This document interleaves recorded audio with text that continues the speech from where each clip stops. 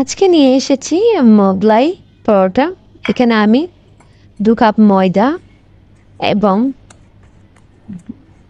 Powder দুধ 2 table চামচ, লবণ, চিনি, সামান্য তেল, বেকিং সোডা সব একসাথে দিয়ে হালকা কুসুম গরম পানি দিয়ে সফট একটি ডো তৈরি করে নিয়েছি, ভালো করে মথে নিয়েছি। এখন আমি লেচি কেটে নিচ্ছি। লেচি ডোগুলা থেকে এভাবে করে আমি লেচি কেটে নিচ্ছি।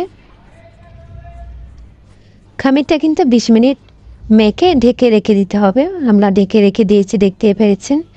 এখন এভাবে লেচি কেটে নিচ্ছি একটা একটা করে।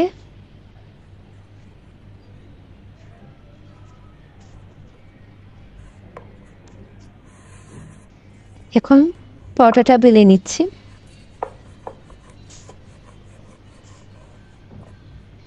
পাতলা করে বেলে নিচ্ছি রুটি আকারে।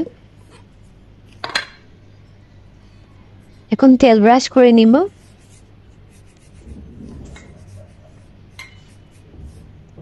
এরপর উপরে একটু ময়দা ছিটিয়ে দিব। এবার এপিট ওপিট এভাবে চ্যাপটা করে বটে নিচ্ছি। বটা হয়ে গেছে সব। এখন আবারও দ্বিতীয়বার পরোটাটা বেলে নিচ্ছি।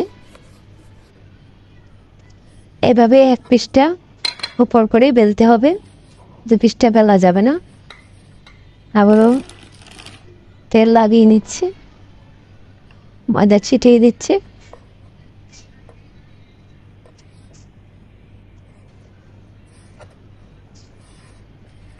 এভাবে করে আবারও পরোটা বেলে নিচ্ছি।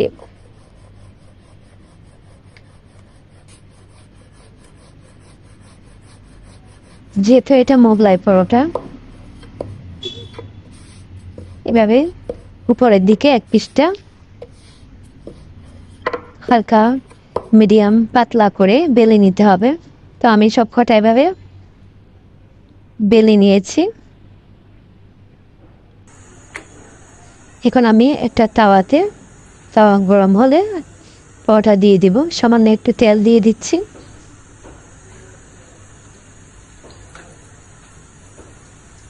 গোল্ডেন ব্রাউন করে আমি এইভাবে ভেজে নিব।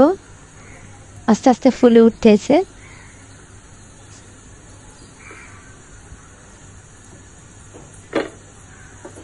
ফুলে একদম বলের মতো হয়ে যাচ্ছে।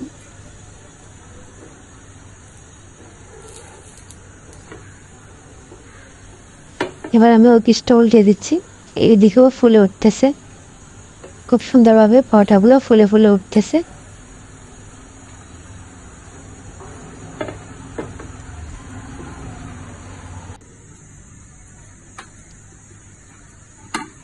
খুব চমৎকারভাবে এগুলো ফুলে উঠেছে, বল আকৃতি হয়ে গেছে।